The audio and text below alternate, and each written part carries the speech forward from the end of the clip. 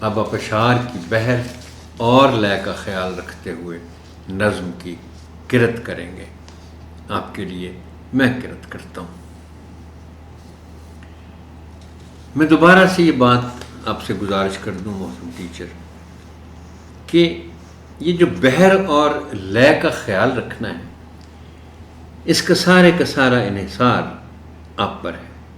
Teacher پر ہے، چونکہ آپ ہی نے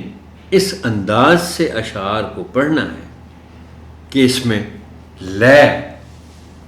قائم رہے، بحر کا خیال کیا جائے اور لگے کہ آپ شعر پڑھ رہے ہیں، اس میں ایک موسیقیت ہو۔ ساری دنیا اپنا گھر ہے، مل کر اسے سجاؤ، آپا دھاپی چھوڑ کے بچوں، پیار کے دیے جلاؤ، مل کر کھیلو، مل کر کھاؤ، مل کر سیر کو جاؤ، رنگ رنگیلے پھولوں والا پیار کا باغ لگاؤ، اچھے اچھے کاموں سے اب اپنی شان بڑھاؤ، ساری دنیا اپنا گھر ہے، مل کر اسے سجاؤ۔